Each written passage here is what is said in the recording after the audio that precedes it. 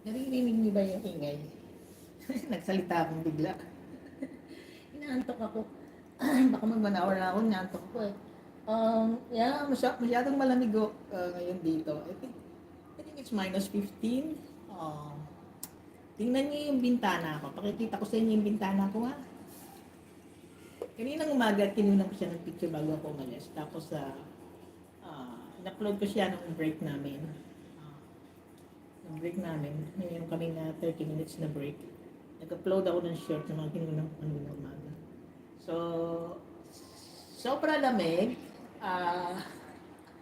Ang sakit sa ilong.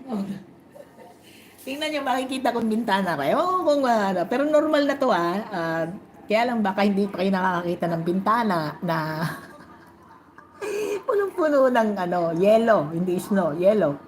Ayan na. Ayan. Tingnan niyo yung bintana ko. Ayan ang bintana ko. Kaya yung isang cellphone ko siguro ayaw gumana. Ayaw niya mag-live. Ayan di ba? Yellow na yan.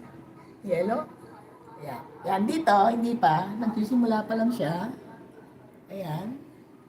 Pero yung screen ko, kasi screen yan, at saka puro siya yellow, di ba? Huwag mo na buksan bintana kasi hindi na mabubuksan yung bintana niyan. Laminated na siya. Unless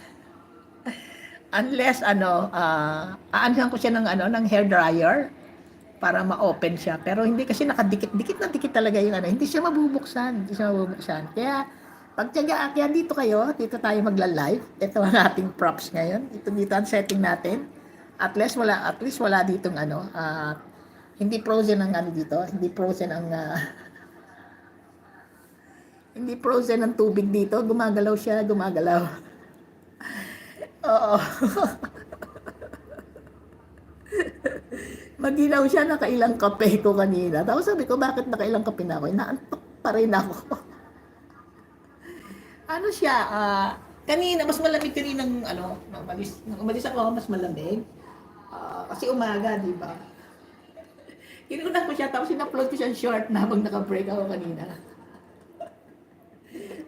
Tapos pagpasok ko dun pagpasok ko sa hotel, kasi sa hotel yung exam, hindi siya, hindi siya masyadong mainit. In-adjust nila yung temperature. Pwede kang maghubad ng jacket. So, ganun siya